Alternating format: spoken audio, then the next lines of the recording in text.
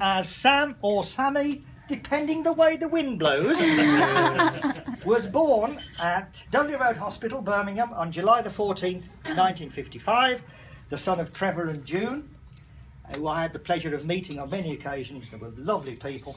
And what some of you may not know is that Nigel's dad was a professional footballer in the early part of his life. Was it with Bolton Wanderers or Gillingham or something? Wolverhampton Wanderers, right.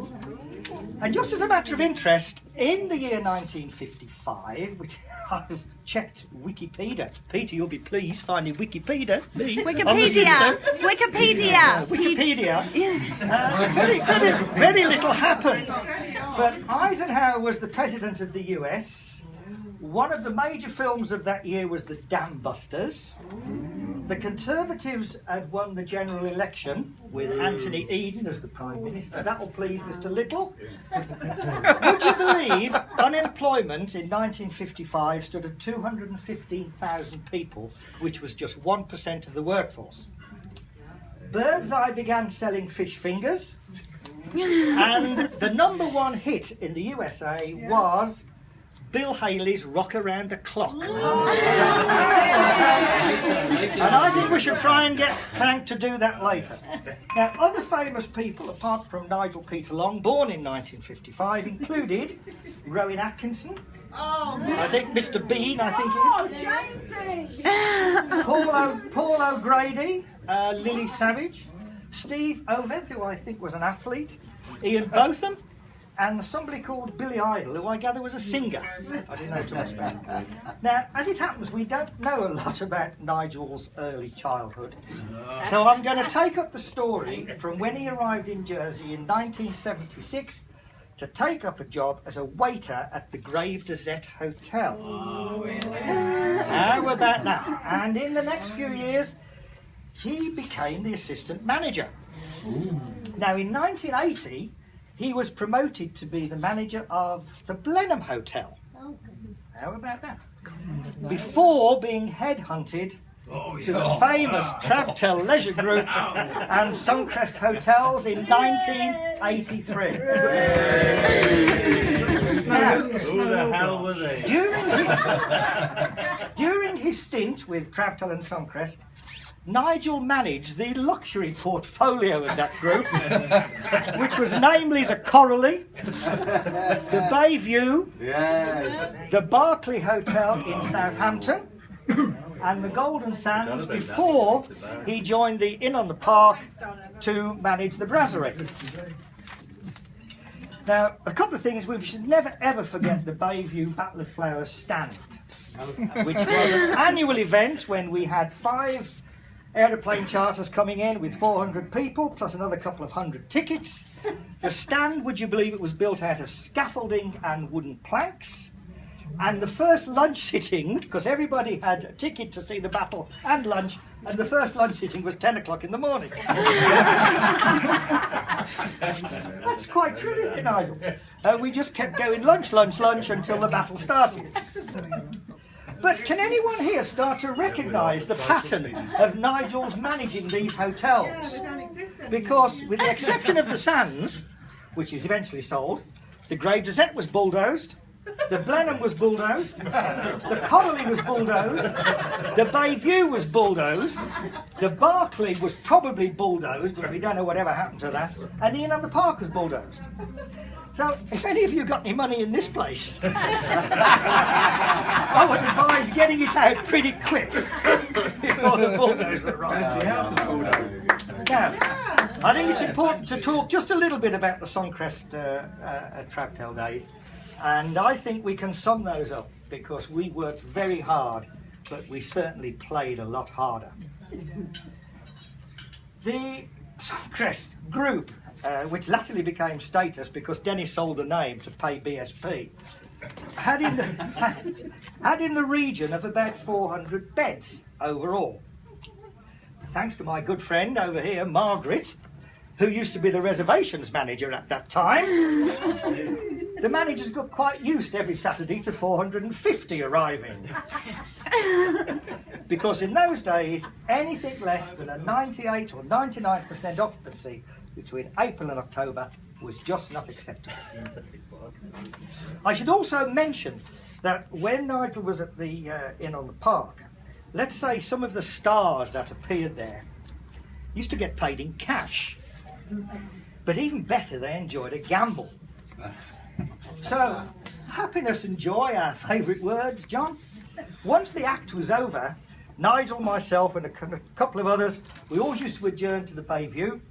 The beers were poured, the sandwiches prepared for the long night. And some of those stars used to leave with empty pockets.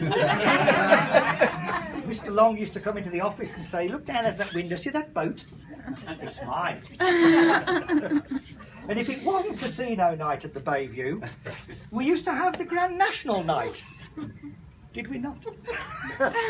Once the guests had gone to bed, and they used to be sent to bed quite early, we used to build fences in the lounge and bar. We used to get chairs and cushions and settees and beer crates, anything we could find to build fences all around the bar and the lounge. And then we used to race round, jumping over these fences. Somebody used to time us. And then about 3 o'clock in the morning, an eventual winner was declared, and we all went home. Oh, wonderful days. But if Nigel thought by running a seasonal hotel he could have the winter off, how wrong he was. Because along with Bob Little, the late Dino, Des Caro, and myself and others, we were enrolled into the famous Travtel Road campaign, where we spent a couple of months every year living out of a suitcase, visiting travel agents all over the country, delivering brochures, and generally telling them how wonderful Jersey was. Now, I couldn't possibly tell you about some of the fun that Mr. Long and I had on that, but suffice to say, I think it was one of those good food guides used to get well looked after. We had expenses of something like £12 a night to live on, which had gone by the first day. That was a lot in those days. And Nigel and myself, year after year, we used to do the Northern Ireland tour. And we used to go there literally all through the Troubles, but they were just great times. Great times. I mean, many times we got stopped by the troops. We had to unload the car with all the brochures, put it back up, but it was all done in the best of spirits. Great brochures. And it was in 1989 that Mr. Long and I, we used up one of our 9 lives. Because some of you may not know, but we were actually booked on the British Midland flight, which tragically crashed onto the M1. Yeah. It was just a couple of days before we were due to travel on that Sunday. I was summoned by Mr. Caro, who told me he had something for us to do. He said, you better cancel it and go a week later. And I remember being sat in the house on Sunday afternoon and the phone went, and I said, have you got the telly on? And I said, no. And he said, well, put it on. And even now it still sends a little bit of a shiver. It could be the door. But anyway, look, enough of those days. We could go on and on and on. Nigel decided to move on from the Brasserie, and he became manager of the Ambassador for a period, followed by a short stint at the Montfellard, and he eventually rocked up at the newly refurbished Goose on the Green pub as a landlord. Oh, dear God. Dear, it was no, I'm just thinking about those times. This is the pub where I spent all year paying into my thrift club, and on pay night just before Christmas I lost the lot in a game of cards. The only thing I had was 2 frozen ducks that I'd won in the raffle. True story, I left about 4 o'clock in the morning. I didn't have enough money for a taxi, and he took one of the effing ducks for the fare. So I arrived home, less £1,000, but plus a beautiful frozen duck. Now, in 1995, Nigel and Jackie bought the Bantry House Hotel, which they successfully ran for a period of 12 years, before, yes, you've guessed, along came the bulldozer. Now, what can I tell you about the Bantry? I could write a book. But many of Nigel's friends who I know are here tonight on different tables, we've all been wined and dined in that establishment before being fleeced in the early hours. once Mrs. Long had been sent to bed. And it was transformed either into a casino. We used to have table tennis competitions. Picture on the wall there. I think they're up there. In the black and white. So, and it was during this period of the bantry, I think it was about the year 2000, unfortunately Nigel sadly he came ill through food poisoning. And Jackie rang me and asked if I could help.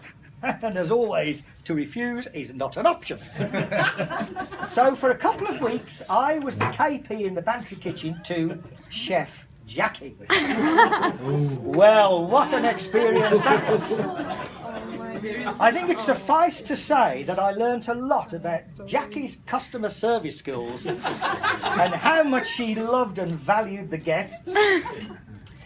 And I also learned very quickly how to feed 60 people mushroom soup with one mushroom, plenty of seasoning and lashings of hot water. And that is sadly another true story. These poor people had had the gall to arrive late, so that's all they were going to get. Now, eventually, of course, true to Nigel established pattern, the bulldozer came along and their retirement began. But for hard workers, and they are indeed hard workers, we all know that, like Jackie and Nigel, boredom set in. And I hate to say this, but a stretch in Lemoy was on the cards for one of them, if they couldn't find something to do. So that really brings us right up to date, with the takeover of what was a pretty run-down, ramshackle pub with a few rooms called the Prince of Wales. A few years later, here we are. The rooms and restaurant have been refurbished. It's now a very popular, thriving business and very much the heart of the Gravedelect community. So, 1976 to 2015, nearly 40 years of hard graft between the two of them have realised success. They've got two gorgeous daughters, a thriving business, a beautiful ranch in the heart of St. Juan, and a holiday home in Florida. So don't anyone ever tell me that hard work doesn't bring its rewards, because these two are examples that it does. Yes. Yeah.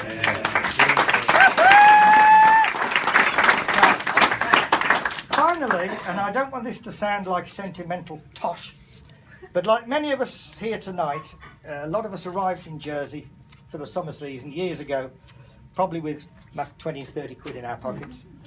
We've all worked hard to get whatever we now have. And I have known Nigel for 32 years, since he joined to run the Coralie. He is one of my best friends on the island, despite being a West Bromwich Albion supporter. We have known a lot of good times, and sadly a few bad times. We've shared many laughs, and fortunately, only a few sorrows. So, along with everyone here, Nigel, we wish you a very, very happy birthday, with many more to come. And I'd like everyone just to stand and toast. Happy birthday to Nigel Long. Happy birthday.